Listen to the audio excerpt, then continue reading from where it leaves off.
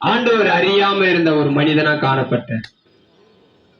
பாத்தீங்கன்னா நான் என்னை மரித்து போயிருந்தா 20 ஆண்டு ஆயிருக்கும். என் ஆண்டவராகி இயேசு கிறிஸ்து என் எதிர்த்துள்ள உள்ள வந்ததுனால இன்னைக்கு நான் உங்க முன்னாடி நான் நிற்கிறேன். பாருங்க, யார் ஒருவர் நன்மை செய்கிறாரோ அவர்களை நம்ம என்ன பண்ணுவோம்? பின்பற்றுவோம். என் ஆண்டவராகி இயேசு கிறிஸ்து என் வாழ்க்கையில எத்தனை நன்மைகளை செய்திருக்கிறார். ஒருவேளை நீங்க சொல்லலாம், இவங்களுக்கு வேற வேலையே கிடையாதா, வேலை வெட்டியே இல்லையா, இதான் வேலையான்னு சொல்லலாம். பாருங்க, நான் பெற்ற இன்பத்தை பிறரை பெற வேண்டும் என்று எனக்கு ஒரு தாகம் என்றதுனால நான் இந்த இடத்துல நின்று உங்க மத்தியில நான் பேசுகிறேன். இதே பேசுகிற நான் 1997 ஒரு துன்மார்க்க வாழ்க்கை தான் நான் வாழ்ந்திருந்தேன். பாருங்க, 1997 ஒரு துன்மார்க்கம் வாழ்ந்த மனிதனை என் ஆண்டவர் தேடி வந்தார். பாருங்க, நான் ஒரு இந்து குடும்பத்தை பிறந்த வளர்ந்த பரம்பரை கிறிஸ்தவன் நான் இல்ல. எங்க குடும்பத்துல பாத்தீங்கன்னா எல்லாமே இந்துங்களா, யாருமே கிறிஸ்தவங்க இல்ல. நாங்க பாதியில வந்த கிறிஸ்தவங்க, ஆதியில வந்த கிறிஸ்தவங்க கிடையாது. ஏன்னா என் ஆண்டவராகி இயேசு கிறிஸ்து 1999 என்னுடைய வாழ்க்கையில வந்தாரு இரட்சகரா. என் ஆண்டவராகி இயேசு கிறிஸ்து 1999 டிசம்பர் மாசம் 25 என்னுடைய குலதெய்வமா நான் ஏற்றுக்கொண்டேன். முழுகி ஞானஸ்நானம் எடுத்தேன். வேதம் சொல்கிறது, ஒருவன் கிறிஸ்துக்குள் இருந்தா புது சிருஷ்டியா இருக்கிறான், வயசெல்லாம் ஒழிஞ்சிச்சு. பாருங்க, என் ஆண்டவராகி இயேசு கிறிஸ்து ஏத்து அந்த துன்மார்க்க வாழ்க்கையிலிருந்து விடுவித்து இன்னைக்கு நான் ஒரு நல்ல மனிதனா, ஒரு போதகரான இன்னைக்கு வாழ்ந்து கொண்டிருக்கிறவங்க மத்தியில. பாருங்க, 25 வருஷம் என் ஆண்டவராகி ஏற்றுக்கொண்ட எனக்குள்ள இருந்த எல்லா தீய பழக்கங்களை எல்லாவற்றையும் என் ஆண்டவர் மாத்தினான். பாருங்க, வேதம் சொல்கிற சங்கீதம் 1:1 சொல்கிறது, துன்மார்க்கனுடைய ஆலோசனை நடக்கிறவன் எப்படி இருப்பானா, பாவியாதான் இருப்பான்னு வேதம் சொல்கிறது. ஏன்னா 128 சங்கீதம் 1 சொல்கிறது, கர்த்தருக்கு பயந்து கர்த்தருடைய வழிகளை நடக்கிற மனுஷன் தான் இவ்விதமா ஆசீர்வதிக்கப்படுவான்னு. பாருங்க, கர்த்தருக்கு பயந்து இந்த 25 வருஷமா நானூறுக்குன்னு ஓடிக்கொண்டிருக்கிறேன். என் வாழ்க்கையில பாத்தீங்கன்னா அப்பா அம்மா எல்லாமே ரட்சிக்கப்பட்டாங்க.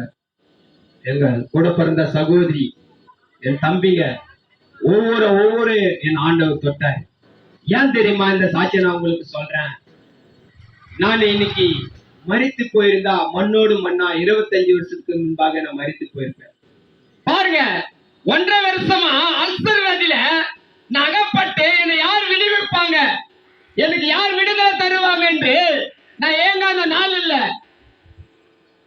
போவாத டாக்டர் இல்ல. ஆனா எல்லா டாக்டரும் என்ன பண்ணாங்க? கைவிட்டாங்க. பாருங்க, மாத்திரை குறைஞ்ச பார்த்தா நான் 300 மாத்திரை கிட்ட சேர்த்து வச்சிருந்தேன். இந்த அல்சர் வியாதியில போட்ட மாத்திரை மீறி. பாருங்க, 1998 என் ஆண்டவராகிய இயேசு என்னை தொட்டாரு. மாத்திரை எல்லாத்தையும் என்ன பண்ண? கீழே கொட்டினேன். ஹல்லேலூயா.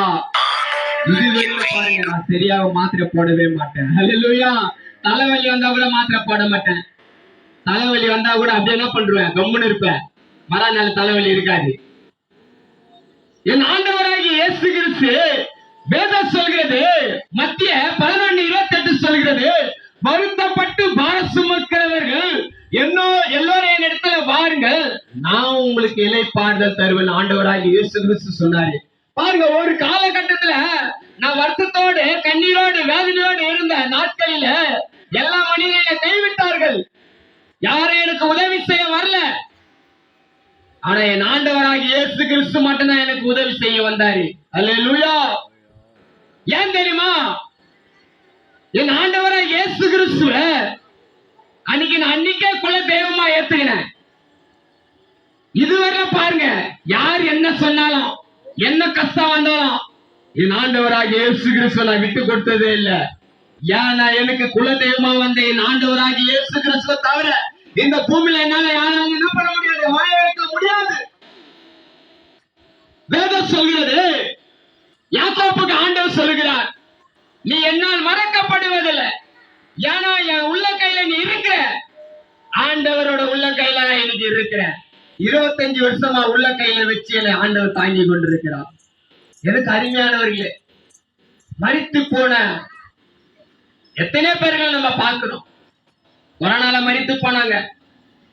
இதுவரையிலும் என் ஆண்டவராகிய இயேசு கிறிஸ்து இந்த நிமிடம் வரையிலும் என்ன ஜீவனோடு வச்சிருக்கிற அவருடைய கிருபை தான்.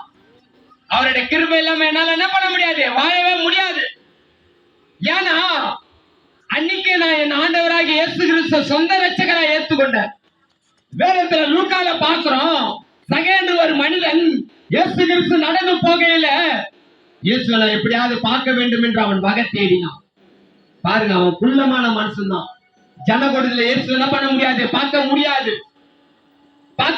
அந்த மனிதன் அந்த காட்டாத்து மரத்துல ஏறினான். சாதாரணமா அந்த மரத்துல ஏற முடியாது. ஏன்னா நான் அந்த மரத்தை பார்த்திருக்கிறேன். பாத்தீங்கன்னா முள்ளு இருக்கும் அந்த மரத்துல. அந்த மரம் புல்லன்னா இருக்கும், முள்ளு இருக்கும். சாதாரணமா ஒரு மனிதன் அந்த மரத்துல ஏற முடியாது. இவனுக்குள்ள ஒரு தாகம். இயேசு கிறிஸ்து அடிக்கடிக்கு இந்த ஊருக்கு வராரு. எப்படியாவது நான் இயேசு கிறிஸ்து என்ன பண்ணோம், பார்க்க வேண்டும் என்று அவன் மனசுல என்ன பண்ணான், பாவியான மனுஷன் தான். ஆனால் இயேசு கிறிஸ்துவ பார்க்க வேண்டும் என்று அவன் தாகமா இருந்தான். பாருங்க, ஜனக்கூட்டத்துல நடந்து போகையில மரத்துல ஏறினா, காட்டாத்து மரத்துல ஏறி இயேசுவை பார்த்தான். ஹல்லேலூயா. ஏசு அண்ணாந்து பார்த்தான்னு சொன்னாரு, சீக்கிரம் இறங்கி வா சகேவே, இன்னைக்கு நான் வீட்டுல தங்க வேண்டும். எனக்கு அருமையானவர்களே, என்ன போல ஒரு காலகட்டத்துல இருந்த நீ இன்னைக்கு கண்ணீரோடு, வேதனையோடு, துக்கத்தோடு, இதயம் கலங்கி போய் இருப்பியானா, என் ஆண்டவராகிய இயேசு கிறிஸ்துவை நீ ஏற்றுக்கொள்.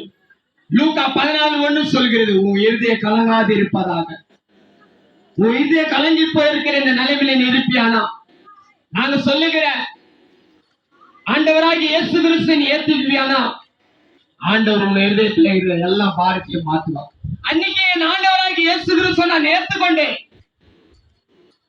என் குடும்பத்துல இருக்கிறவங்க எல்லாமே ஏற்றுக்கொண்டாங்க. இன்னைக்கு நாங்க ஒரு கிறிஸ்துவ குடும்பமா மாறி இன்னைக்கு ஆண்டவருக்கு என்ன பண்ணுகிறோம், ஊழியத்தை செய்கிறோம். இன்னைக்கு நான் ஒரு பாஸ்டரா இருக்கிறேன்னா அதுக்கு என் ஆண்டவராகிய இயேசு கிறிஸ்து மட்டும் தான் காரணம். அல்லேலூயா. ஒரு சாதாரண மனிதன், ஒரு துன்மார்க்க வாழ்ந்த மனிதன் இன்னைக்கு ஆண்டவராகிய இயேசு கிறிஸ்து ஏத்து ஒரு சாட்சி உள்ள வாழ்க்கை வாழணும்னா என் ஆண்டவராகிய இயேசு கிறிஸ்துவை தவிர வேற யாராலையும் முடியவே முடியாது. அல்லேலூயா.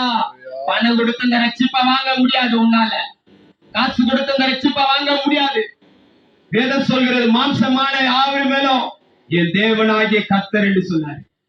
ஏன்னா